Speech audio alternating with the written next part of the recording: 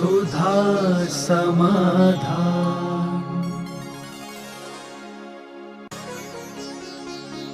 नमोस्तु गुरुदेव। संसार में इतनी विषमताएं क्यों हैं? सबके समान कर्म होते तो समान होते। आप लोग देख लो ना, कितने प्रकार की साड़ियां पहने हो, और हम सबसे कहते हैं कि एक ही साड़ी में आना तो तुम्हारा मजा ही किरकिरा हो जाएगा। साड़ी पहनने में कब मजा आता है जब वैसा कोई नहीं पहने और मैं पहनूं। गुलाबी नगर है सागर वहाँ पर राजस्थान में, वहाँ सरकार ने बहुत नियम बनाए कि भाई सब अपने कलर एक करो। तो लोग कहते हैं सबके समान एक कलर तो मजा क्या, हमारी बिल्डिंग का कलर तो अलग दिखना चाहिए। तो कर्म भी अलग अलग हैं, इसलिए उनकी जिंदगी भी अलग अलग होती है। नमोस्तु गुरुदेव। तीर्थंकर आचार्य एवं मुनिराजों के समक्ष अलग अलग बीजाक्षरों का उपयोग क्यों किया जाता है? ये बीज अक्षर कहलाते हैं, अपने अपने नेचर है। आचार्यों का जो नेचर है सुपर कल्याणी, अपने को आचार पालन करना, दूसरे को करना। तो इन बीजाक्षरों में वैसी शक्तियाँ होती हैं, इनके नेचर होते हैं। जैसे हिरिम बीजाक्षर है, वह अपने आप में सिद्ध परमेष्टि का है, उसका कलर लाल होता है। फिर अनंत भगवान का शुक्ल है, हिराम है। तो ये कभी कभी अपने कलर किसी व्यक्ति के साथ जुड़ करके अपना स्वभाव बदल देते हैं, ऐसा मानना चाहिए। नमोस्तु गुरुदेव। उपादान एवं निमित्त दोनों में से महत्वपूर्ण क्या है? महत्वपूर्ण दोनों हैं। उपादान में कार्य होता है, उपादान ही नहीं है तो कार्य कहाँ होगा। निमित्त के बिना कार्य नहीं होता है, तो निमित्त के बिना कार्य कैसे होगा। दोनों बराबर नंबर चाहिए, एक अंश भी कम है। हेतु द्वया विस्कृत कार्य लिंगा। आचार्य समंतभद्र महाराज ने पूज्यवर ने कहा, दोनों हेतु जब बराबर हो जाते हैं तब कार्य की सिद्धि होती है। वैसे जिसमें कार्य होता है उपादान की मुख्यता होती है। नमोस्तु गुरुदेव। शास्त्रों में 5 पाप बताए हैं, क्या इनके अलावा भी अन्य पाप होते हैं? पाप तो बहुत इन सब पांचों में समाहित हो जाते हैं। 5 को संक्षेप में कहा है। हिंसा एक ही प्रकार की नहीं होती, हिंसा बहुत प्रकार की होती है। झूठ एक ही प्रकार का नहीं होता, बहुत प्रकार के होते हैं। तो इन 5 में संसार के सारे पाप समाहित हो जाते हैं। इनको यदि अलग अलग करो तो 5 पापों में शराब पीना नहीं, शराब को पाप नहीं कहा। कोई कहे इसमें हिंसा, झूठ, चोरी, कुशील, परिग्रह, लेकिन इसमें ये थोड़ी कहा शराब पीना पाप है। कहाँ लिखा? तो शराब पीना पाप नहीं लिखा, लेकिन वो शराब हिंसा के अंतर्गत आ जाती है। और अहिंसा नाम का कोई पाप है ही नहीं। वो तो किसी को मारोगे साक्षात तभी हिंसा होगी। तो इस प्रकार से इनमें समाहित कर लेना चाहिए। नमोस्तु गुरुदेव। सम्यक दर्शन की पात्रता कैसे प्राप्त करें? सम्यक दर्शन प्राप्त करने के लिए हमें सच्चे स्वरूप को समझना पड़ेगा, अपने कसायों को उपशमन करना पड़ेगा, और हमारा जो सच्चा मार्ग है उसके ऊपर हमें दृढ़ रहना पड़ेगा। सच्चे देव, शायद गुरु और सच्चे मार्ग पर जो दृढ़ हो जाता है वह सम्यक दर्शन को प्राप्त कर लेता है। नमोस्तु गुरुदेव। क्या राष्ट्रीय पर्व को मंदिर में मना सकते हैं? राष्ट्रीय जो पर्व है वो राष्ट्रीय पर्व है, राष्ट्रीय स्तर पर मनाओ। क्या धार्मिक कार्य राष्ट्रीय स्तर पर मना सकते हैं? धार्मिक कार्य हम लोग अपना विधान संसद में कर सकते हैं क्या भाई? जब धर्म की क्रियाएं संसद में नहीं हो सकती तो राष्ट्र की क्रियाएं भी मंदिर में नहीं हो सकती। राष्ट्र राष्ट्र है, धर्म धर्म है। इसलिए हमारे यहाँ जो चीज़ जहाँ होना चाहिए वहीं शोभा देती है, वहीं शोभा देती है। इसलिए हर चीज़, जैसे आप मकान बनाते हैं, हर चीज़ हर स्थान पर शोभा नहीं देती। जिसका जो स्थान है वहीं शोभा देती है। इसलिए राष्ट्र धर्म राष्ट्र के रूप में मनाने में कोई बाधा नहीं, मनाना चाहिए। लेकिन धर्म आयतनों के ऊपर उस प्रकार, क्योंकि राष्ट्रीय कानून अलग होता है, धार्मिक कानून अलग होता है। राष्ट्रीयता जो होती है वो अलग विचारधारा लेके आती है और धार्मिक विचारधारा अलग होके आती है, इसलिए दोनों का स्थान भिन्न होना चाहिए। नमोस्तु गुरुदेव। भवनवासी देव किन मंदिरों में पूजन करते हैं एवं नारकियों की अंतिम अवस्था किस प्रकार होती है? भवनवासी के देवों के अंदर कोई भी उनके अलग से चैत्यालय नहीं होते, वो सामूहिक चैत्यालयों में ही पूजा करते हैं। यानी मध्यलोक में है तो 458 चैत्यालय हैं, उनके अंदर वो पूजा करते हैं। उनके अलग से, क्योंकि उनकी उपास्याएँ भवन मूप में नहीं होती, कहीं वृक्ष पे होती हैं, कभी खोए में होती हैं, तो उनके जिनालयों का उल्लेख अलग से नहीं मिला। भवनवासियों का जरूर मिलता है। 7,72,00,000 जो जिनालय पाताल के अंदर हैं। नारकियों का जो अंतिम मरण होता है वो कपूर के समान, जैसे उनकी उम्र खत्म होती है तो उनका शरीर कपूर के समान उड़ जाता है और उनकी आत्मा अपने निर्धारित स्थान पर चली जाती है। नारकियों का, देवों का, भोग भूमिया जीवों का, तीर्थंकरों का अकाल मरण नहीं होता। नमोस्तु गुरुदेव। गुरुदेव कोई सुझाव दें जिससे दान दातारों से दान राशि लेते समय राशि भी मिल जाए एवं दातार भी नाराज ना हो। एक माजी थी, उन्होंने क्या किया कि तपस्या की, देवता प्रसन्न हुआ तो देवता ने कहा माजी एक वरदान मांगना। अब वो माजी थी खतौला की, है ना, बहुरिबंद एरिया की थी। तो उन्होंने क्या किया कि उन्होंने कहा एक वरदान मांगना और चाहिए तो 3 वरदान है। तो उसने कहा कि देखो देवता जी एक ही मांगूंगी मैं। उसके यहाँ क्या है, बेटे के यहाँ बेटा नहीं था, गरीब थी और अंधी भी थी। अब उसे पोता भी चाहिए है और पैसा भी चाहिए और आंखें भी चाहिए, और वरदान कितने मिलना है? एक। तो उसने कहा देखो मैं अपने पोते को सोने के कटोरे में खीर खाते हुए देखूं। ऐसे ही इन्होंने किया कि जिज्ञासा करने का समाधान मिला। इन्होंने पूरा बहुरंग का पुराण सुना दिया, पुराण भी सुना दिया, दातारों को ये भी कह दिया कि लाओ, और ये भी कह दिया कि जिनको नए बनना हो सो बनो, और जिज्ञासा भी कर दी कि महाराज बताओ हम मांगे तो उनको बुरा लगता है, तो उनका बुरा मानना ठीक है या हमारा कहना नहीं कहना ठीक है? बुरा नहीं मानना चाहिए। कमेटी जब भी मांगती है आप वायदा से मुकर जाते हैं। आपने वायदा किया था कि मंदिर की मुझे बोली देना है, आपने याद दिला करके मुझे बहुत बड़े पाप से बचा लिया, उसको ऐसा माना। कमेटियां जब भी आपसे कोई दान की बोली मांगे आपको खुशी होना चाहिए, उस कमेटी को हितैषी मानना चाहिए।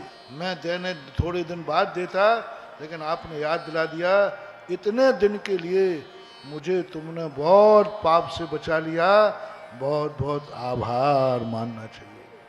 बुरा तो मानना ही नहीं चाहिए, क्योंकि धर्म के लिए बोली मांग रहा है और वो अपने घर के लिए नहीं मांग रहा है, धर्म के लिए मांग रहा है।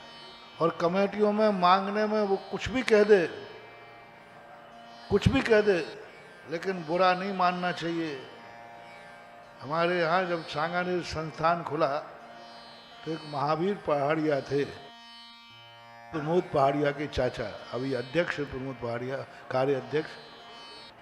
वो जब किसी के यहाँ तो लोग क्या कहते, देखो ये आ रहा है भिखारी, भिखारी आ रहा है, भिखारी अभी पैसा मांगेगा, और वो जगह ही उसके लिए थे। तो वो ने कहा महाराज जी हम किसी के पैसा मांगने जाएं तो सबसे पहले तो मुझे भिखारी कहते हैं। तो मैंने उन्हें कहा कि यदि परमार्थ के लिए हमें 100 भाव तक भी भिखारी बनना पड़े तो हम बनने को तैयार हैं। किसके लिए? मर जाऊं मांगू नहीं अपने तन के काज, और परमार्थ के कारण हो ना आवे लाज। तो मैंने उनको दिया, तब से वो कहते, वो खुद ही कह रहे भाई तुम मत कहो मैं भिखारी आया हूं, मिले भैया। कोई बात नहीं। दुनिया कर्म की मार से हाथ फैलाते हैं, मिले माए भाग्यवान हो कि धर्म के लिए तुम्हें मांगना पड़ रहा है, यही तुम्हारा सौभाग्य। धर्म के लिए हमें दूसरे के दरवाजे जाना पड़े, अपमान भी सहन करना पड़े, तो कोई बात नहीं, कोई बात नहीं। कर्म के लिए। अभी और बताओ खटोला वाले, तुम्हारे कोई दुकान धंधा पानी है? जब धर्म के में आए कोई कुछ भी कह दे अपन को नहीं करना, क्योंकि अपन परमार्थ के लिए कर रहे हैं। ऐसा। नमोस्तु गुरुदेव। धर्म का हिरास पापियों से कम, पाखंडियों से ज्यादा होता है। इस कथन की सत्यता कहाँ तक है? क्योंकि पापी तो धर्म से दूर ही है। जो धर्म पर चल रहा है वही धर्म को दूषित या अच्छा कर सकता है, लेकिन जो पापी है वो धर्म को विघ्न डालता है। दोनों में बहुत अंतर है। ये मत सोचना पापी तो धर्म का नाश करता है, पाखंडी धर्म को दूषित करता है। दूषित करने में और नाश करने में बहुत अंतर है। दूषण किया हुआ, दोष लगाया हुआ कोई आकर के उसको धो सकता है, लेकिन नाश किया हुआ धर्म को पुनः स्थापित नहीं हो सकता। इसलिए पापी तो धर्म का नाश कर रहा है, वो तो जड़ से मिटा रहा है, समूल नष्ट कर रहा है। और पाखंडी जो है वो धर्म को मिटा नहीं रहा है, धर्म को दूषित कर रहा है। तो दोष निकाला जा सकता है, विनाश नहीं। इसलिए पाखंडी है, लेकिन है तो वो धर्म के रूप में ना कुछ तो धर्म कर ही रहा है, कुछ नहीं कर रहा है। कम से कम बाहर से मंदिर ही तो जा रहा है, बिना मन के जा रहा है, अंदर बुरे भाव रख के जा रहा है, लेकिन मंदिर ही तो जा रहा है। पापी तो भाव भी नहीं है, लेकिन वो तो गलत स्थान पर जा रहा है। तो इसलिए हमेशा ध्यान रखना, कोई भी क्रिया बाहर से भी कर रहा है, अंदर से नहीं कर रहा है, तो भी इष्टोपदेश में उसकी प्रशंसा की गई। बिना मन के सही, लेकिन वो कर तो धर्म ही रहा है ना। ऐसा एक बार मैंने कहा था, ऊपर से पाखंड से धर्म करने पर उस व्यक्ति को लाभ होवे या नहीं होवे, लेकिन वो सामने वाले का विनाश करता है। जैसे सपोज कीजिए, एक व्यक्ति ने कहा महाराज जी मेरा इसको मारने का भाव चढ़ा रहा है, लेकिन मैं नहीं मारूंगा, मेरा नियम है, लेकिन मैं भाव से इसको प्रतिदिन मारता हूँ। तो बताओ महाराज जी, मैं भाव प्रतिदिन मारने का कर रहा हूँ और मार नहीं रहा हूँ। और एक व्यक्ति ने कहा जब भाव ही हो गया है तो मार दो। एक का भाव हो रहा है, लेकिन मारने भाव से तो मार रहा है, भाव से तो उसने मर्डर कर दिया उसका, लेकिन साक्षात नहीं मारा। और एक व्यक्ति ने भाव तो किया, साथ में मार भी दिया। इन दोनों में से श्रेष्ठ कौन है?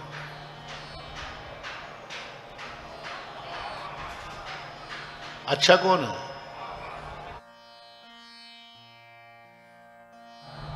कम से कम इसने अपने भाव बिगाड़े, सामने वाले की जिंदगी तो बची है। उसने तो भाव भी बिगाड़ दिए और सामने वाले को भी जिंदगी खत्म कर दी। इसने भाव बिगाड़े कि मैं इसको मारूंगा मारूंगा, मार डाला, तो इसको हत्या का दोष तो लगेगा, लेकिन सामने वाले की जिंदगी तो बर्बाद नहीं हुई।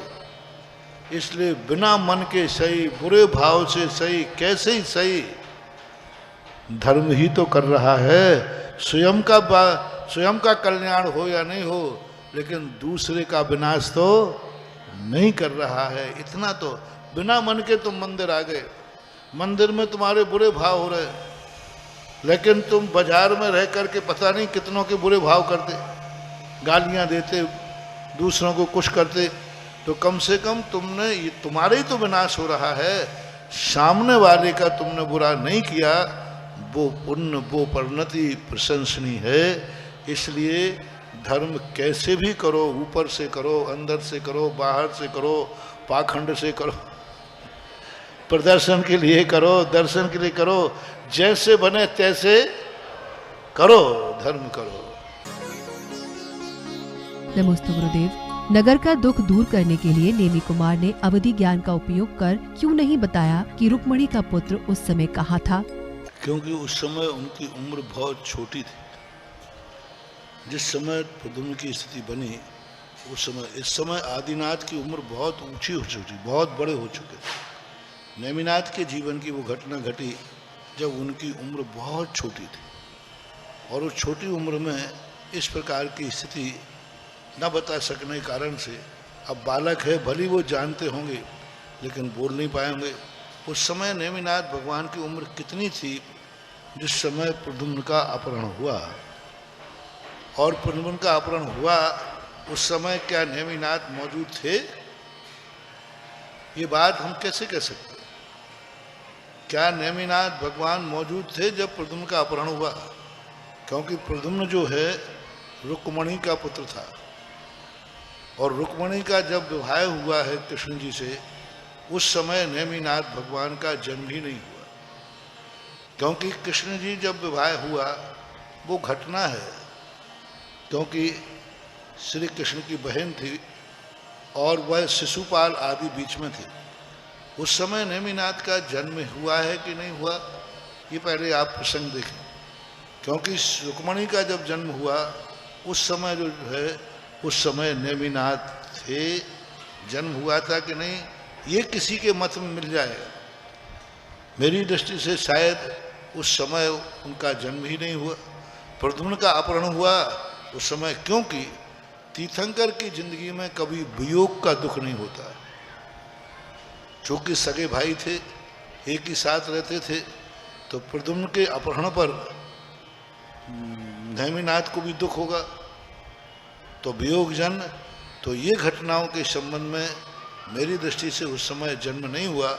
आपको किसी पुराण में मिलता है कि नेमिनाथ का जन्म हो चुका था, उस समय रुक्मणी का विवाह हुआ और उस समय प्रद्युम्न का अपहरण हुआ, तो कृपया करके उस रेफरेंस को दें, वो कौन से पुराण में है उसको बताएं, मैं उसको पढ़कर देख करके उसका अभिप्राय बता सकता हूँ तभी।